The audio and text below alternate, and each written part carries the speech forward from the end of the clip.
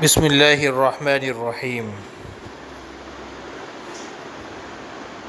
ایک پروفیسر صاحب کے بارے میں مشہور تھا کہ ان سے جب کوئی سوال پوچھا جاتا تو وہ اس وقت تک چین سے نہ بیٹھتے جب تک کہ پوری تفصیل اور تسلی سے جواب نہ دے دے۔ ایک مرتبہ میں اور پروفیسر صاحب ایک لائبریری میں بیٹھے تھے کہ میرے ذہن میں ایک سوال آیا جو میں نے غلطی سے پروفیسر صاحب سے پوچھ لیا۔ میں نے دریافت کیا کہ حضرت یہ بتائیے کہ بلبل مذکر ہے یا مؤنث؟ میرا سوال سن کر پروفیسر صاحب نے کتاب بند کی، ایک لمحے کو کچھ سوچا، پھر مسکرا کر گویا ہوئے، میاں بلبل مذکر ہے۔ اس واقعے کے کچھ روز بعد ایک شام میرے دروازے پر دستک ہوئی۔ دروازہ کھولا تو دیکھا کہ پروفیسر صاحب موصوف کھڑے ہیں۔ میں نے پوچھا کہ پروفیسر صاحب خیریت تو ہے؟ آپ میرے غربت خانے پر اس وقت؟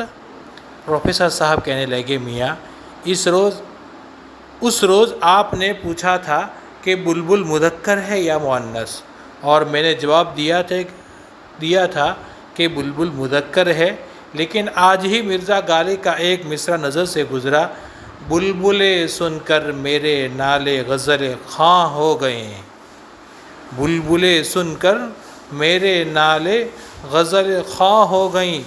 غالب کا شعر چونکہ اہل زبان اور مستند شعراء میں ہوتا ہے، لہذا مصرعے کی روح سے بلبل مؤنث ہے۔ میں سٹ پٹایا اور پروفیسر صاحب کا شکریہ ادا کیا۔ اس کے بعد چند روز ہی گزرے ہوں گے کہ پروفیسر پھر گھر آ گئے۔ فرمانے لگے، میاں کچھ روز قبل میں نے آپ کو بتایا تھا کہ غالب کے مصرعے کی روح سے بلبل مؤنث ہے، لیکن آج صبح جب میں کلیات اقبال کا مطالعہ کر رہا تھا تو ایک شعر نظر سے گزرا، ٹہنی پہ کسی شجر کی تنہا، ٹہنی پہ کسی شجر کی تنہا، بلبل تھا کوئی اداس بیٹھا۔ علامہ اقبال رحمۃ اللہ علیہ چونکہ شاعر مشرق ہیں، ان سے زیادہ مستند کسی کی رائے بھی ہو سکتی ہے، لہذا اس شعر کی روشنی میں آپ اب بلبل کو مذکر ہی سمجھیے۔ اس واقعے کو بھی ابھی ایک ہفتہ ہی گزرا ہوگا کہ پروفیسر صاحب پھر دروازے پر آ کھڑے ہوئے۔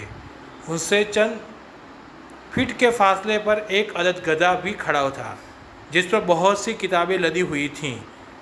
اس روز پروفیسر صاحب کے چہرے پر ایک فاتحانہ مسکراہٹ تھی۔ میں نے حیرت سے دریافت کیا کہ پروفیسر صاحب یہ کیا معاملہ ہے؟ وہ اسی فاتحانہ مسکراہٹ کے سے کچھ یوں گویا ہوئے، میاں آپ کے سوال پر میں نے بہت تحقیق کی ہے اور بہت سی کتابوں سے استفادہ کیا۔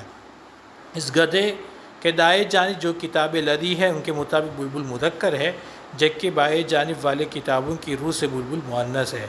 اب فیصلہ آپ کو خود ہی کر لیجئے، آپ کس رائے سے اتفاق کریں گے۔